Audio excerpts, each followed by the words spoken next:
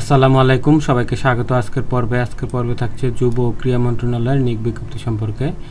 বিজ্ঞপ্তির তারিখ 18 এপ্রিল 2024। তো এই সার্কুলার বিস্তারিত জানার জন্য সম্পূর্ণ ভিডিওটি দেখতে থাকুন। নিত্য নতুন চাকরির সার্কুলার পাওয়ার জন্য চ্যানেলটি সাবস্ক্রাইব করে রাখুন।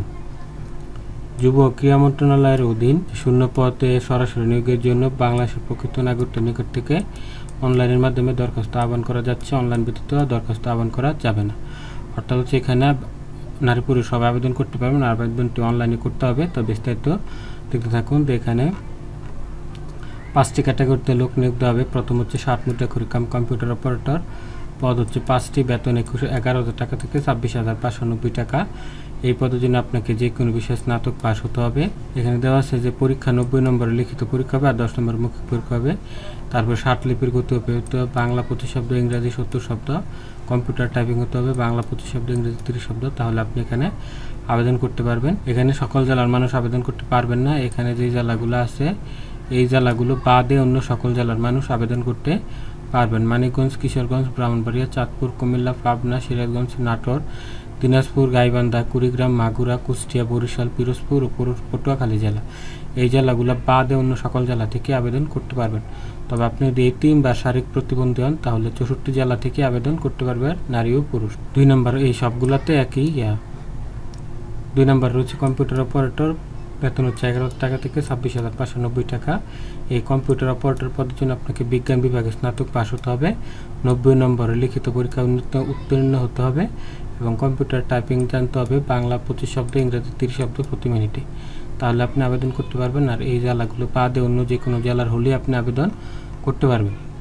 তারপর 3 নম্বর হচ্ছে অফিস সহকারী কম্পিউটার মুদ্রাক্ষরিক, বেতন 9,300 টাকা থেকে 22,490 টাকা। এর পদ হচ্ছে রাজস্ব খাতে 2টি অস্থায়ী মানে চাকরি চলে যাবে না, অস্থায়ী মানে হচ্ছে চাকরিটি পরবর্তীতে স্থায়ী হবে। এই পদের জন্য আপনাকে উচ্চ মাধ্যমিক, এইচএসসি বা আলিম পাস হতে হবে। ডিপ্লোমা ইঞ্জিনিয়ারিং হলেও আপনারা আবেদন করতে পারবেন। তারপরে কম্পিউটারের গতি হতে হবে বাংলা 25 শব্দ, ইংরাজি 25 শব্দ প্রতি মিনিটে এবং 90 নম্বরের লিখিত পরীক্ষা উত্তীর্ণ হতে হবে। তাহলে আপনি এখানে আবেদন করতে পারবেন। আর কম্পিউটারের গতি হতে হবে ইংরেজি 20 শব্দ, বাংলা 20 শব্দ। নারী পুরুষ সকলে আবেদন করতে পারবেন। এই জেলাগুলো বাদে সকল জেলার মানুষ আবেদন করতে পারবেন। আর 4 নং আর 5 নং পদ হচ্ছে অফিস সহায়ক, এটা হচ্ছে রাজস্ব খাতে স্থায়ী, এটা হচ্ছে অস্থায়ী মানে হচ্ছে চাকরিটা পরে স্থায়ী হবে আর এটার সাথে সাথে স্থায়ী হয়ে যাবে। তো এই স্থায়ী পদ হচ্ছে 5টি, অস্থায়ী পদ হচ্ছে 5টি, বেতন 8,250 টাকা থেকে 20,010 টাকা, 8,250 টাকা থেকে 20,010 টাকা। এই 2 পদের জন্য আপনাকে এসএসসি পাস হতে হবে। এসএসসি দাখিল বা এসএসসি ভোকেশনাল পাস হলে আপনারা আবেদন করতে পারবেন। আর এখানে 40 নম্বরের লিখিত পরীক্ষা হবে। লিখিত পরীক্ষা আপনাকে উত্তীর্ণ হতে হবে। বাংলা 10 নম্বর, ইংরেজি 10 নম্বর, গণিত 10 নম্বর, সাধারণ জ্ঞান 10 নম্বর, মোট 40 নম্বর লিখিত পরীক্ষা উত্তীর্ণ হতে হবে। আর এই 2 পদের জন্য আপনাকে গাজীপুর, নারায়ণগঞ্জ, নরসিংদী, গোপালগঞ্জ, মাদারীপুর, টাঙ্গাইল, জামালপুর, ব্রাহ্মণবাড়িয়া, কুমিল্লা, নোয়াখালী, বগুড়া, রংপুর, যশোর, ঝিনাইদহ, বরিশাল, ভোলা, এই জেলাগুলো বাদে অন্য জেলা, এই জেলাগুলো করা যাবে না। অন্য জেলার হলে আপনি আবেদন করতে পারবেন। তবে শারীরিক প্রতিবন্ধী বা এতিম হলে সকল জেলা থেকে আবেদন করতে পারবেন। তো এই 5টি ক্যাটাগরিতে এখানে নিয়োগ দেবে। যারা আবেদন করতে পারেন আবেদন করে নেবেন। আর যারা অনেক দূর থেকে আবেদন করেন, বারবার দোকানে যাওয়ার সম্ভাবনা, তারা চাইলে আমাদের কাছ থেকে ঘরে বসে আবেদন করে নিতে পারেন। আবেদন করার জন্য স্ক্রিনে দেওয়া নাম্বারে কল করতে পারেন, হোয়াটসঅ্যাপে। তো এখানে বয়সটা দেওয়া আছে, প্রার্থীর বয়স হতে হবে 18 থেকে 30 বছরের মধ্যে। তবে বিভাগীয় প্রার্থী হলে 40 বছর পর্যন্ত শিথিলযোগ্য। তবে বয়স প্রমাণের জন্য কোনো এফিডেভিট গ্রহণযোগ্য হবে না। এসএসসি সার্টিফিকেট অনুযায়ী বয়স গণনা করা হবে। ঠিক আছে।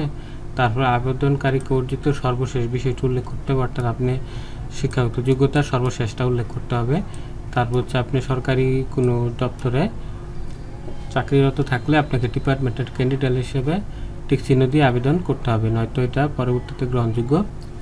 এর এখানে পরীক্ষার লিঙ্কটা দেওয়া আছে mys.teletalk.com.bd, এখানে ঢুকে আপনারা আবেদন করতে পারেন। 23/4/2024 সকাল 10টায় শুরু হবে, 7 মে 2024 বিকাল 5টায় সময় শেষ হয়ে যাবে।